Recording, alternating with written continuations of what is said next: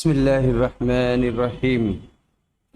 الحمد لله رب العالمين، والصلاة والسلام على سيد المرسلين محمد وعلى آله وأصحابه وزوجاته وذرياته ومن تبعهم بإحسان إلى يوم الدين، وبعد. ناظرین، السلام علیکم ورحمۃ اللہ وبرکاتہ. باب التعوذ من عذاب القبر، قبر کے عذاب سے پناہ مانگنا. حضرت ابو ایوب انصاری روایت کرتے ہیں، کہتے ہیں کہ نبی صلی اللہ علیہ وسلم مدینہ کے باہر تشریف لے گئے اور سورج غروب ہو چکا تھا. آپ نے ایک آواز سنی تو فرمایا یہود کو ان کی قبروں میں عذاب ہو رہا ہے.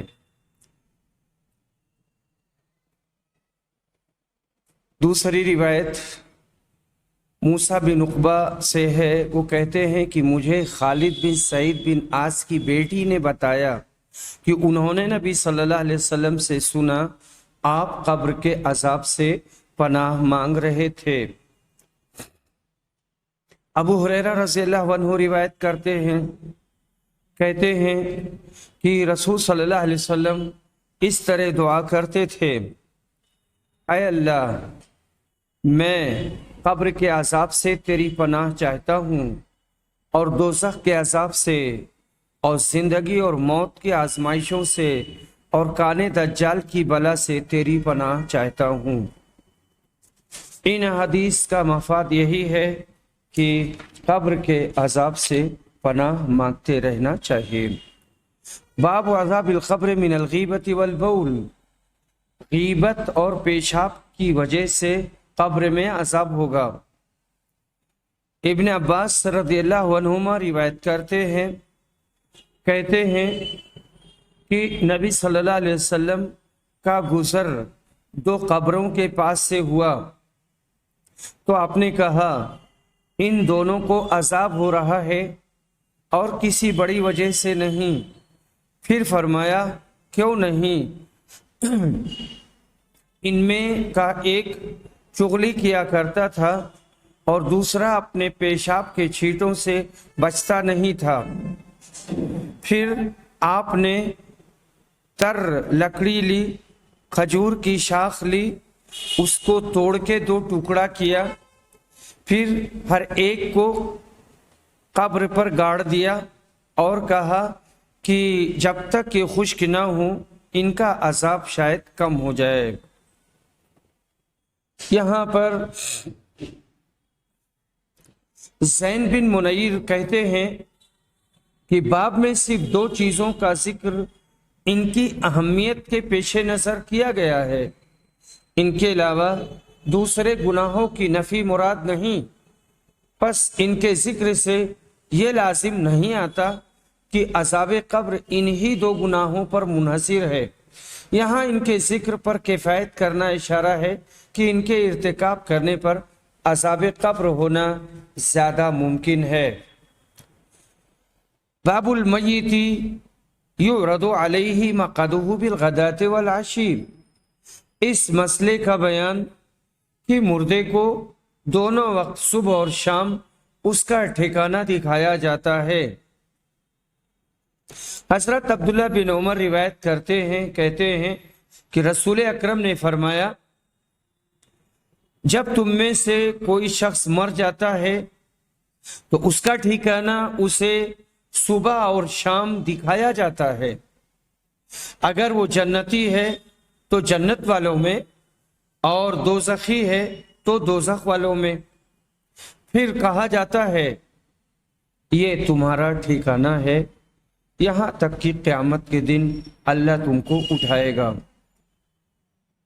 مطلب یہ ہے کہ اگر جنتی ہے تو صبح و شام اس پر جنت پیش کر کے اس کو تسلی دی جاتی ہے کہ جب تو اس قبر سے اٹھے گا تو تیرا آخری ٹھکانہ یہ جنت ہوگی.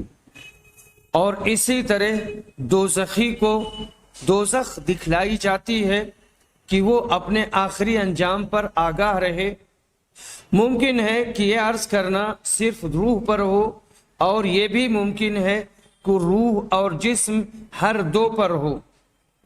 صبح اور شام سے ان کے اوقات مراد ہیں، جبکہ عالم برزخ میں ان کے لیے نہ صبح کا وجود ہے نہ شام کا۔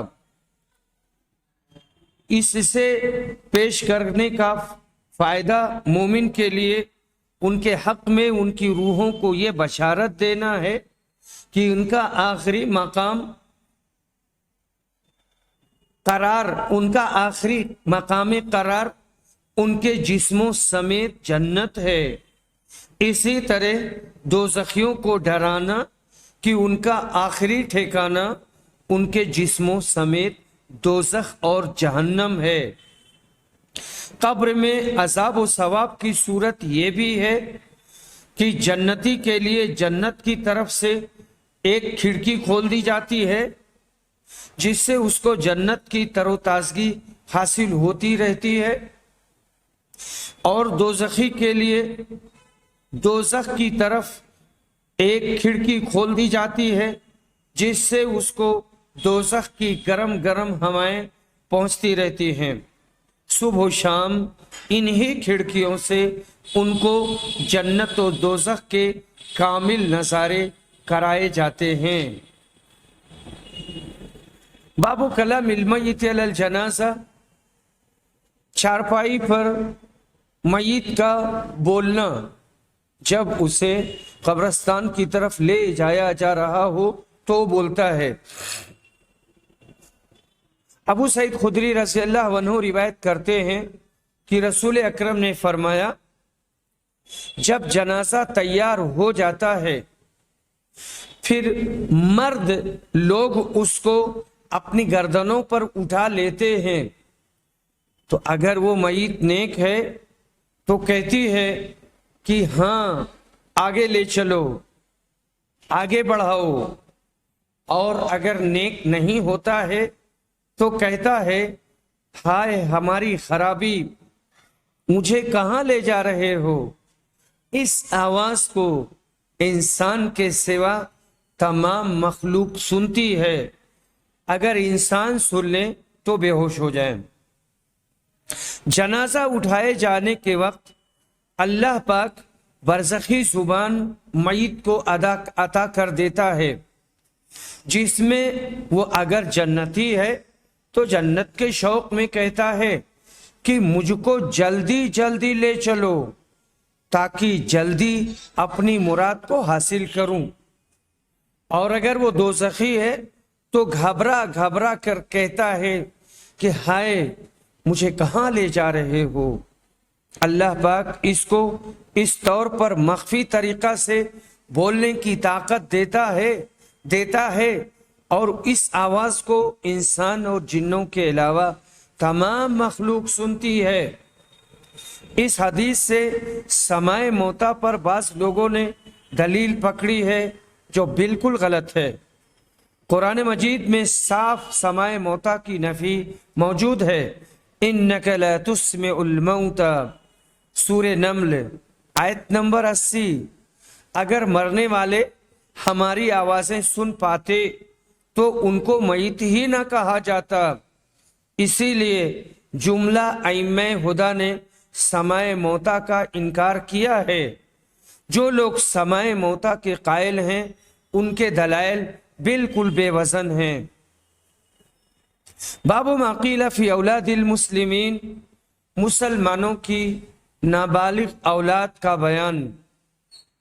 ابو ہریرہ رضی اللہ عنہ نبی اکرم سے روایت کرتے ہیں، آپ نے کہا تھا جس کے 3 نابالغ بچے مر جائیں تو یہ اس کے لیے جہنم سے روک بن جائیں گے، یا اس طرح کہا کہ وہ جنت میں داخل ہوگا۔ حضرت انس بن مالک روایت کرتے ہیں، کہتے ہیں کہ رسول اکرم نے فرمایا کہ جس مسلمان کے 3 نابالغ بچے مر جائیں تو اللہ تعالیٰ اپنے فضل و رحمت سے جو ان بچوں پر کرے گا ان کے ماں باپ کو بھی جنت میں داخل کرے گا۔ باب منعقد کرنے اور اس پر حدیث سے ابو ہریرہ لانے سے امام بخاری رحمہ اللہ کا مقصد یہ ہے کہ مسلمانوں کی اولاد جو نابالغ مر جائے وہ جنتی ہے، تبھی تو وہ اپنے والدین کے لیے دوزخ سے روک بن سکیں گے۔ اکثر علماء کا یہی کہنا ہے، اور امام احمد نے حضرت علی سے روایت کیا ہے کہ مسلمانوں کی اولاد جنت میں جائے گی۔ پھر آپ نے یہ آیت پڑھی والذین آمنوا واتبعتہم ذریتہم، جو لوگ ایمان لائے اور ان کی اولاد نے بھی ان کا اتباع کیا، ہم ان کی اولاد کو ان کے ساتھ جنت میں جمع کر دیں گے۔ علامہ نووی کہتے ہیں کہ علماء اسلام کی ایک بڑی تعداد کا اس پر اجماع اور اتفاق ہے کہ جو مسلمان بچہ انتقال کر جائے وہ جنتی ہے، اور بعض علماء نے اس پر توقف بھی کیا ہے، جن کی دلیل حضرت عائشہ والی حدیث ہے جسے امام مسلم نے روایت کیا ہے کہ انصار کے ایک بچے کا انتقال ہو گیا، میں نے کہا کہ اس کے لیے مبارک ہو، اس بچے نے کبھی کوئی برا کام نہیں کیا، یا یہ کہ کسی برے کام کو اس نے نہیں پایا۔ نبی اکرم نے یہ سن کر فرمایا کہ اے عائشہ، کیا اس خیال کے خلاف نہیں ہو سکتا؟ بے شک اللہ نے جنت کے لیے بھی ایک مخلوق کو پیدا کیا ہے اور دوزخ کے لیے بھی۔ اس شبہ کا جواب یہ دیا گیا ہے کہ شاید بغیر دلیل کے نبی کریم صلی اللہ علیہ وسلم نے حضرت عائشہ کو اس بچے کے قطعی جنتی ہونے کا فیصلہ دینے سے منع کیا، یا آپ نے شاید اس کا اظہار اس وقت فرمایا ہو جب کہ آپ کو اطفال المسلمین کے بارے میں کوئی قطعی علم نہیں دیا گیا تھا۔ بعد میں اللہ تعالیٰ نے بتلا دیا کہ مسلمانوں کی اولاد یقیناً جنت میں جائے گی۔ اس کے بعد میں عدی بن ثابت روایت کرتے ہیں کہ انہوں نے حضرت براء بن عازب سے سنا کہ جب ابراہیم کا انتقال ہوا، ابراہیم سے مراد رسول صلی اللہ علیہ وسلم کے بیٹے ابراہیم، تو رسول اکرم نے کہا ان لہ مرضعا فی الجنہ، کہ جنت میں ان کے لیے دودھ پلانے والی ہے۔ اس حدیث سے بھی ثابت ہوا کہ مسلمانوں کی اولاد جنت میں جائے گی۔ رسول اکرم کے صاحبزادے کے لیے اللہ نے مزید فضل یہ کیا اور احسان کیا کہ اللہ تعالیٰ نے جو حالت رضاعت میں انتقال کر گئے تھے دودھ پینے کی مدت میں، کہ جنت میں اللہ نے ان کے دودھ پلانے کے لیے ایک دایا اور انا کو مقرر کیا۔ باب ما قیل فی اولاد المشرکین، مشرکین کی نابالغ اولاد کا بیان۔ مشرکین کے جو بچے بلوغت سے پہلے مر جاتے ہیں ان کا انجام کیا ہوگا؟ وہ حدیث تو آپ کے سامنے ہے، کل مولود یولد علی الفطرہ، سارے بچے فطرت اسلام پر پیدا ہوتے ہیں، پھر ان کے ماں باپ یہودی، نصرانی، مجوسی بنا لیتے ہیں۔ تو یہاں پر جو بات کہی گئی ہے کہ مشرکین کی نابالغ اولاد کا انجام کیا ہوگا، تو اس کا خلاصہ یہی ہے کہ مشرکین کی نابالغ اولاد بھی جنت میں جائے گی۔ حضرت ابن عباس رضی اللہ عنہ روایت کرتے ہیں کہ رسول صلی اللہ علیہ وسلم سے مشرکوں کے نابالغ بچوں کے بارے میں سوال کیا گیا اور پوچھا گیا۔ آپ نے کہا اللہ تعالیٰ نے جب انہیں پیدا کیا تھا اس وقت وہ خوب جانتا تھا کہ یہ کون سا عمل کریں گے۔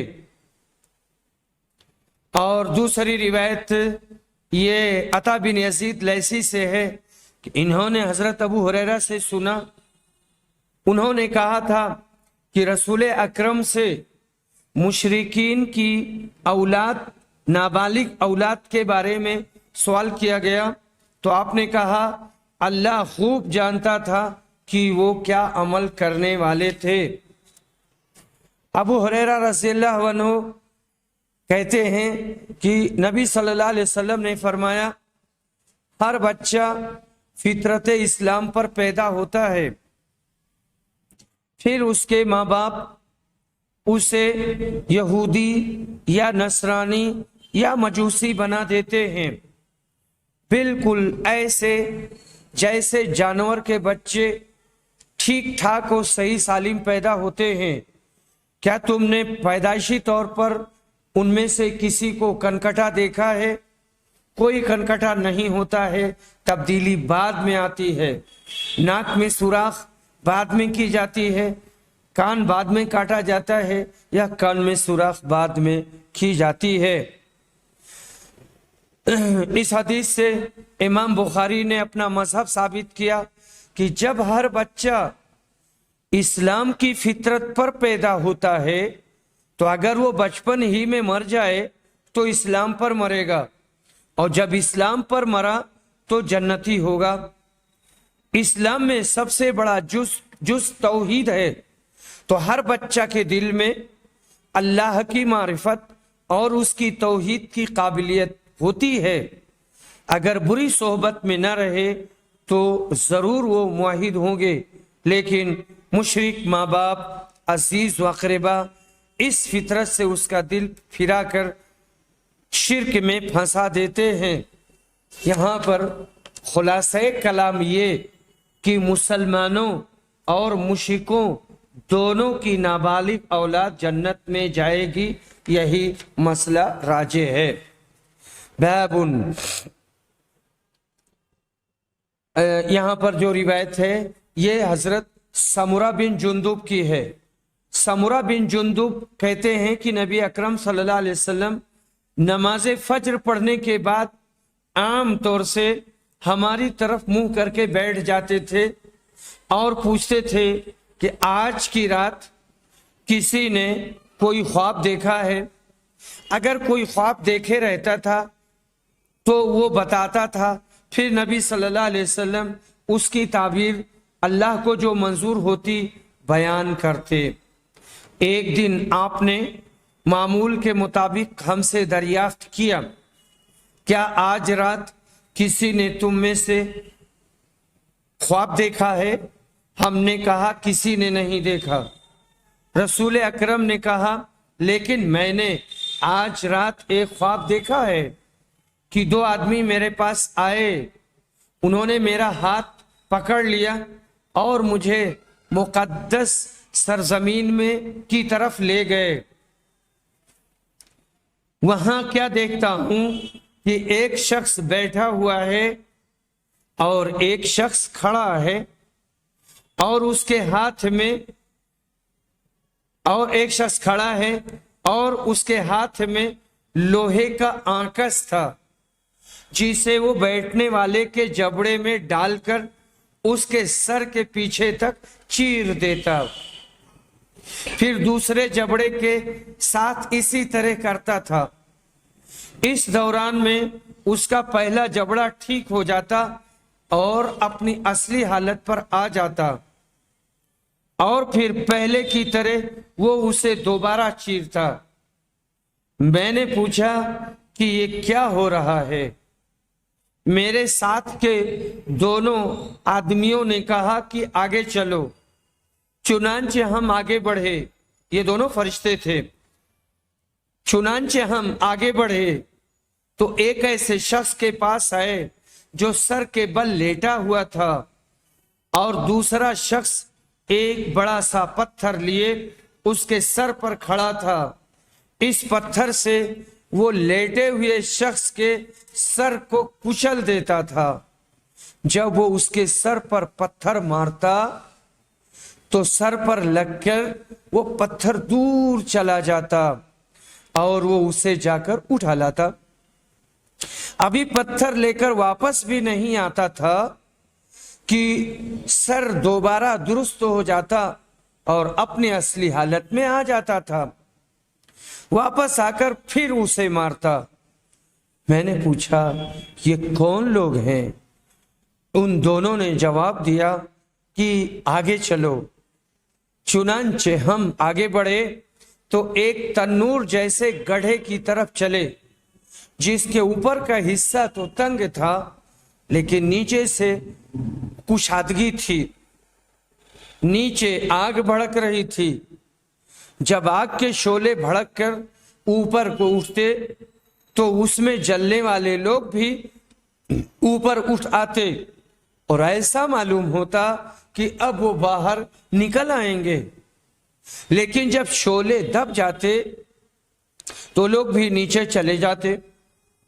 اس تنور میں ننگے مرد اور ننگی عورتیں تھیں۔ میں نے اس موقع پر بھی پوچھا کہ کیا ہے، لیکن اس مرتبہ بھی جواب یہی ملا۔ کہا ابھی آگے چلو۔ ہم آگے بڑھے۔ ہم خون کی ایک نہر کے اوپر تھے۔ نہر کے اندر ایک شخص کھڑا تھا اور اس کے بیچ میں ایک آدمی تھا جس کے سامنے پتھر رکھا ہوا تھا۔ نہر کا آدمی جب باہر نکلنا چاہتا تو پتھر والا شخص اس کے منہ پر اتنی زور سے پتھر مارتا کہ وہ اپنی پہلی جگہ پر چلا جاتا۔ تو جو نہر میں تھا اس کے سامنے پتھر نہیں تھا، جو دریا کے کنارے تھا پتھر اس کے سامنے تھا، اور اسی طرح جب بھی وہ نکلنے کی کوشش کرتا وہ شخص اس کے منہ پر پتھر اتنی زور سے مارتا کہ وہ اپنی اصلی جگہ پر نہر میں چلا جاتا۔ میں نے پوچھا یہ کیا ہے؟ انہوں نے جواب دیا آگے چلو۔ چنانچہ ہم اور آگے بڑھے اور ایک ہرے باغ میں آئے جس میں ایک بہت بڑا درخت تھا۔ اس درخت کی جڑ میں ایک بڑی عمر والے بزرگ تشریف فرما تھے اور ان کے ساتھ کچھ بچے بھی بیٹھے ہوئے تھے۔ درخت سے قریب ہی ایک شخص اپنے آگے آگ سلگا رہا تھا۔ وہ میرے دونوں ساتھی مجھے لے کر اس درخت پر چڑھ گئے۔ اس طرح وہ مجھے ایک ایسے گھر میں اندر لے گئے کہ اس سے زیادہ حسین اور خوبصورت اور بابرکت گھر میں نے کبھی نہیں دیکھا تھا۔ اس گھر میں بوڑھے، جوان، عورتیں اور بچے، ہر طرح کے لوگ تھے۔ میرے ساتھی مجھے اس گھر سے نکال کر پھر ایک اور درخت پر چڑھا کر مجھے ایک اور دوسرے گھر میں لے گئے جو نہایت خوبصورت اور بہتر تھا۔ اس میں بھی بہت سے بوڑھے اور جوان تھے۔ میں نے اپنے ساتھیوں سے کہا تم لوگوں نے مجھے رات بھر خوب سیر کرائی، کیا جو کچھ میں نے دیکھا ہے اس کی تفصیل بھی بتائیں گے؟ انہوں نے کہا ہاں، وہ جو تم نے دیکھا تھا اس آدمی کو جس کا جبڑا لوہے کے آنکس سے پھاڑا جا رہا تھا، تو وہ جھوٹا آدمی تھا جو جھوٹی باتیں بیان کیا کرتا تھا۔ اس سے وہ جھوٹی باتیں دوسرے لوگ سنتے۔ اس طرح ایک جھوٹی بات دور دور تک پھیل جایا کرتی تھی۔ اسے قیامت تک یہی عذاب ہوتا رہے گا۔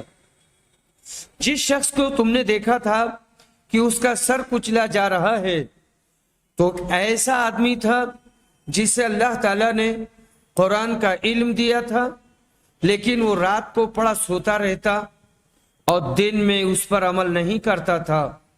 اسے بھی یہ عذاب قیامت تک ہوتا رہے گا۔ اور جنہیں تم نے دیکھا تھا تنور میں، تو وہ زناکار تھے، اور جس کو تم نے نہر میں دیکھا تھا وہ سود خور تھا، اور وہ بزرگ جو درخت کی جڑ میں بیٹھے ہوئے تھے وہ ابراہیم علیہ السلام تھے، اور ان کے ارد گرد والے بچے لوگوں کی نابالغ اولاد تھی۔ یہی محل شاہد بھی ہے لوگوں کی نابالغ اولاد تھی، اور جو شخص آگ جلا رہا تھا وہ دوزخ کا داروغہ تھا، اور وہ گھر جس میں تم پہلے داخل ہوئے جنت میں عام مومنوں کا گھر تھا، اور یہ گھر جس میں تم اب کھڑے ہو یہ شہداء کا گھر ہے، اور میں جبریل ہوں اور یہ میرے ساتھ میکائیل ہیں۔ اچھا اب اپنا سر اٹھاؤ۔ میں نے سر اٹھایا تو کیا دیکھتا ہوں کہ میرے اوپر بادل کی طرح کوئی چیز ہے۔ میرے ساتھیوں نے کہا یہ تمہارا مکان ہے اور یہ تمہارا ٹھکانہ ہے۔ میں نے کہا کہ پھر مجھے اپنے مکان میں جانے دو۔ انہوں نے کہا کہ ابھی تمہاری زندگی باقی ہے، ابھی تمہاری عمر باقی ہے جو تم نے پوری نہیں کی ہے۔ جب تم اپنی عمر پوری کر لو گے تو پھر اپنے اس ٹھکانے میں آ جاؤ گے، اپنے مکان پر آ جاؤ گے۔ یہ صرف باب ہے، اور جہاں امام بخاری رحمہ اللہ صرف باب لکھ کر کے چھوڑ دیتے ہیں تو یہ اپنے سے پہلے باب کی فصل ہوا کرتی ہے۔ باب و موت یوم الاثنین، پیر کے دن مرنے کی فضیلت کا بیان۔ جمعہ کے دن کی موت کی فضیلت اسی طرح جمعہ کی رات مرنے کی فضیلت دوسری احادیث سے ثابت ہے اور دوسری احادیث میں آئی ہے۔ پیر کا دن بھی موت کے لیے بہت افضل ہے، کیونکہ نبی اکرم صلی اللہ علیہ وسلم نے اسی دن وفات پائی، اور حضرت ابوبکر نے اسی دن کی آرزو کی، مگر ان کا انتقال منگل کی شب میں ہوا۔ یہ ہماری روایت حضرت عائشہ رضی اللہ عنہا سے مروی ہے۔ وہ کہتی ہیں میں ابوبکر کے پاس گئی، یعنی اپنے والد کے پاس۔ ابوبکر نے کہا تم لوگوں نے نبی صلی اللہ علیہ وسلم کو کتنا کفن دیا تھا، کتنے کپڑوں میں لپیٹا تھا؟ عائشہ نے کہا 3 دھلے ہوئے سفید کپڑوں میں، 3 دھلے ہوئے سفید کپڑوں میں، اس میں قمیص نہیں تھا اور امامہ نہیں تھا۔ ابوبکر نے ان سے کہا کہ آپ کی وفات کس دن ہوئی تھی؟ انہوں نے جواب دیا کہ پیر کے دن۔ پھر پوچھا کہ آج کون سا دن ہے؟ انہوں نے کہا آج پیر کا دن ہے۔ ابوبکر نے کہا پھر مجھے امید ہے کہ اس وقت سے رات تک کسی بھی وقت میں رخصت ہو جاؤں گا اور میری وفات ہو جائے گی۔ اس کے بعد آپ نے اپنا کپڑا دیکھا جسے مرض کے دوران میں آپ پہن رہے تھے۔ اس کپڑے پر زعفران کا دھبا لگا ہوا تھا۔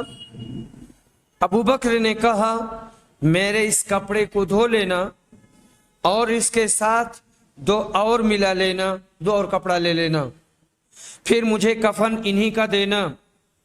میں نے کہا یہ تو پرانا ہے۔ انہوں نے کہا کہ زندہ آدمی نئے کا مردے سے زیادہ حق رکھتا ہے، یہ تو پیپ اور خون کی نظر ہو جائے گا۔ پھر منگل کی رات کا کچھ حصہ گزرنے پر حضرت ابوبکر رضی اللہ عنہ گزر گئے، ان کا انتقال ہوا اور صبح ہونے سے پہلے آپ کو دفن کر دیا گیا۔ حضرت ابوبکر صدیق رضی اللہ عنہ نے پیر کے دن مرنے کی آرزو کی اور مرنے کی تمنا کی۔ اس سے باب کا مطلب ثابت ہوا۔ حضرت صدیق رضی اللہ عنہ نے اپنے کفن کے لیے اپنے روزمرہ کے کپڑوں ہی کو زیادہ پسند کیا، جن میں آپ روزانہ عبادت الہی کیا کرتے تھے۔ آپ کی صاحبزادی حضرت عائشہ نے جب آپ کا یہ حال دیکھا تو وہ ہائے ہائے کرنے لگی، مگر آپ نے کہا کہ ایسا نہ کرو، इस आयत को पढ़ो, वजाअ सकरतुल मौत बिल हक, आज सकराते मौत का वक्त आ गया। हजरत सिद्दीक के फजाइल व मनाकिब के लिए दफ्तर भी ना काफी है।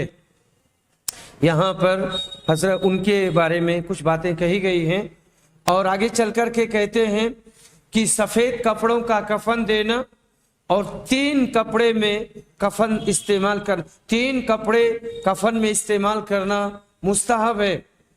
और अकाबिर से नबी अकरम की बतौर तबर्रुक मुआफ़क़त तलब करना भी मुस्तहब है। लेकिन यहाँ पर ये जो कह रहे हैं अकाबिर से नबी अकरम की बतौर तबर्रुक मुआफ़क़त तलब करना भी मुस्तहब है, तो ये ठीक है। जैसे सिद्दीक़ अकबर ने नबी करीम सल्लल्लाहु अलैहि वसल्लम के यौम वफ़ात पीर के दिन की मुआफ़क़त की, ये मुआफ़क़त है। वरना जो सालिहीन और बड़े लोग हैं उनके कपड़ों से या उनके आसार से अगर तबर्रुक वाली बात है तो जायज़ नहीं है, यहाँ वो मकसूद नहीं है। यौम वफ़ात नबी करीम सल्लल्लाहु अलैहि वसल्लम के यौम वफ़ात पीर के दिन की मुआफ़क़त की ख्वाहिश ज़ाहिर की और इस हदीस से खुले हुए कपड़ों का कफन देना भी जायज़ साबित हुआ। और ये भी कि उम्दा नए कपड़ों के लिए जिंदों पर ईसार करना मुस्तहब है, जैसा कि सिद्दीक़ अकबर ने फरमाया। और रात में दफन करने का जवाज़ भी साबित हुआ। और हज़रत अबू बकर सिद्दीक़ की फसीलत और फरासत भी साबित हुई कि कितने अक्लमंद थे और कितने ज़ीरक थे। ये भी साबित हुआ कि इल्म हासिल करने में बड़ों के लिए छोटों से भी इस्तिफादा जायज़ है। बड़ा बड़ा है लेकिन छोटे से भी इस्तिफादा कर सकता है और छोटों से पूछने में, उनसे मुस्तफीद होने में शर्म नहीं करनी चाहिए। जैसा कि सिद्दीक़ अकबर ने अपनी साहबजादी से इस्तिफादा किया। अबू उमर ने कहा कि इससे यह भी साबित हुआ कि नए और पुराने कपड़ों का कफन देना दुरुस्त है और जायज़ है।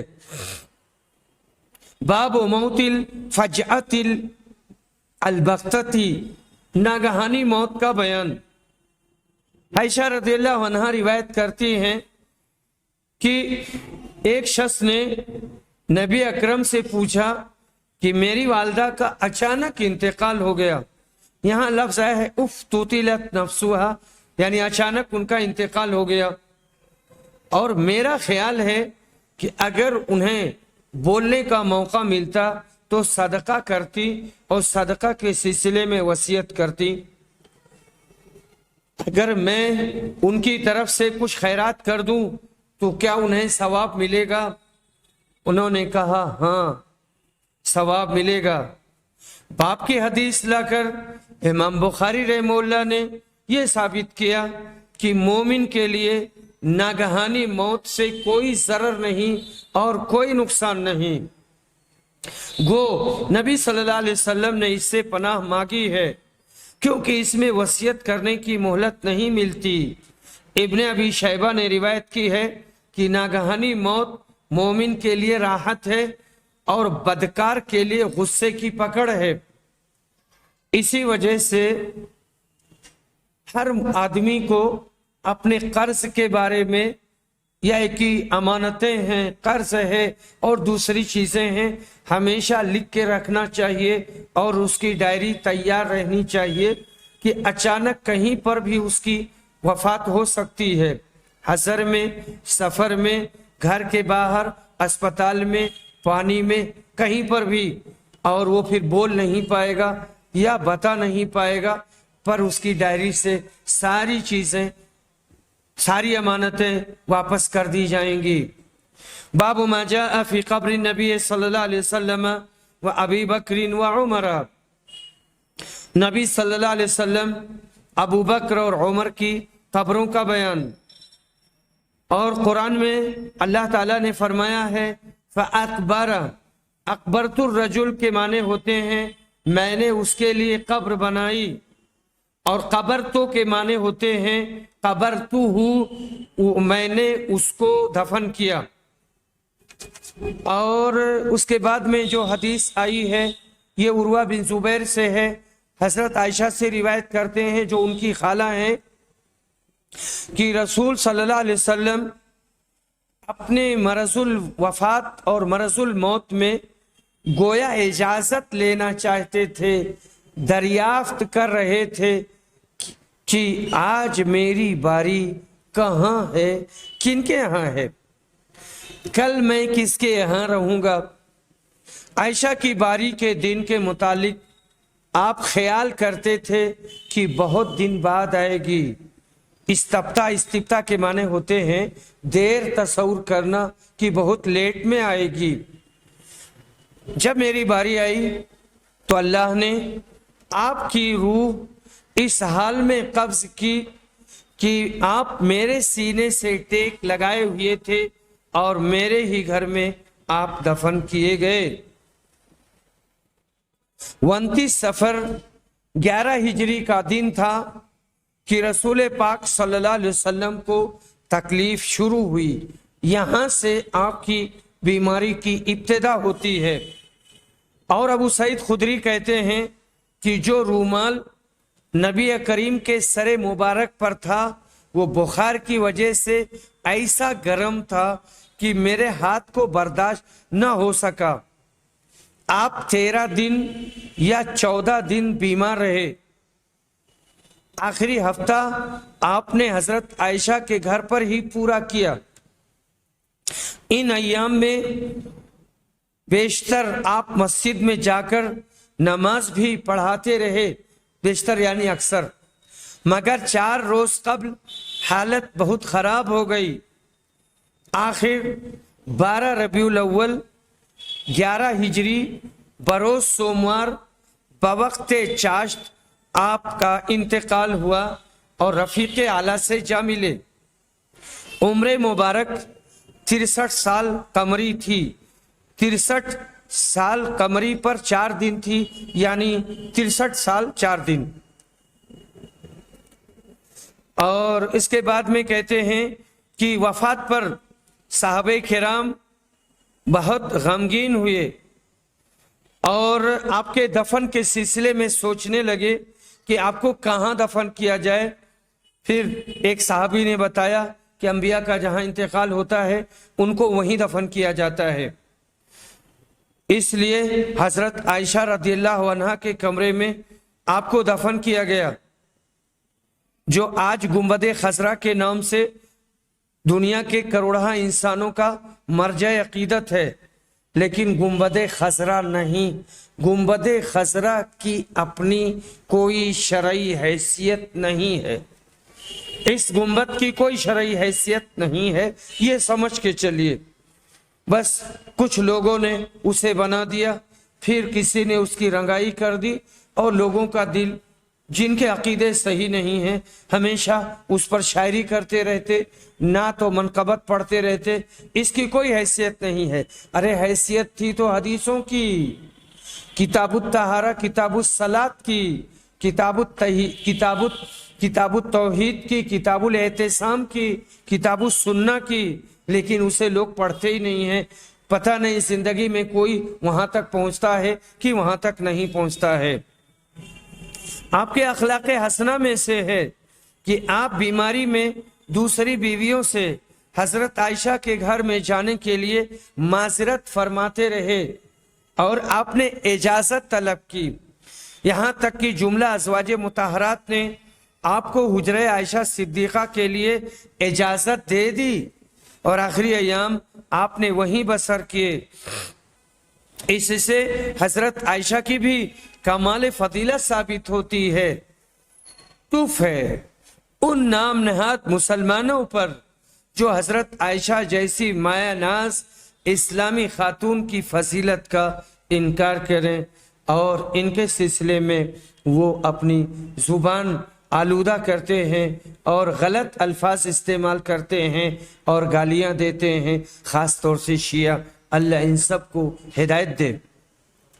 عائشہ رضی اللہ عنہا روایت کرتی ہیں، کہتی ہیں کہ رسول اکرم نے اپنی اس بیماری میں کہا جس سے آپ اٹھ نہ سکے، اللہ کی یہودیوں اور نصرانیوں پر لعنت ہو، انہوں نے اپنے انبیاء کی قبروں کو مسجد بنا لیا۔ اگر یہ ڈر نہ ہوتا تو آپ کی قبر بھی کھلی رہنے دی جاتی اور کھلی جگہ پر آپ کو دفن کیا جاتا، لیکن ڈر اس کا ہوا کہ کہیں اسے بھی لوگ سجدہ گاہ نہ بنا لیں۔ یہاں آگے ایک بات کہہ رہے ہیں کہ ہلال سے روایت ہے کہ عروہ بن زبیر نے میری کنیت یعنی ابو عوانہ رکھ دی تھی، ورنہ میرے کوئی اولاد نہیں تھی، ان کے کوئی بچہ نہیں پیدا ہوا تھا۔ اور اگلی روایت سفیان تمار کی ہے، وہ روایت کرتے ہیں کہ انہوں نے نبی صلی اللہ علیہ وسلم کی قبر کو دیکھا ہے، آپ کی قبر کوہان نما تھی۔ اور دوسری روایت ہشام بن عروہ کی ہے، ہشام اپنے والد سے روایت کرتے ہیں کہ ولید بن عبد الملک بن مروان کے عہد حکومت میں جب نبی صلی اللہ علیہ وسلم کے حجرے مبارک کی دیوار گر گئی تھی اور لوگ اسے زیادہ اونچی اٹھانے لگے تو وہاں ایک قدم ظاہر ہوا۔ لوگ یہ سمجھ کر گھبرا گئے کہ یہ نبی صلی اللہ علیہ وسلم کا قدم مبارک ہے۔ کوئی شخص ایسا نہیں تھا جو اس قدم کو پہچانتا۔ آخر عروہ بن زبیر نے بتایا کہ نہیں، اللہ کی قسم، یہ رسول اکرم کا قدم نہیں ہے، یہ تو حضرت عمر کا قدم ہے۔ اور اسی میں آگے چل کر کے ہے کہ عائشہ رضی اللہ عنہ روایت کرتی ہیں کہ انہوں نے عبداللہ بن زبیر کو وصیت کی تھی کہ مجھے نبی اکرم اور آپ کے ساتھیوں کی معیت میں دفن نہ کرنا، بلکہ میری دوسری سوکنوں کے ساتھ بقیع غرقد میں دفن کرنا۔ میں یہ نہیں چاہتی کہ ان کے ساتھ میری بھی تعریف کی جائے، میرا تزکیہ کیا جائے۔ وآخر دعوانا ان الحمد للہ رب العالمین۔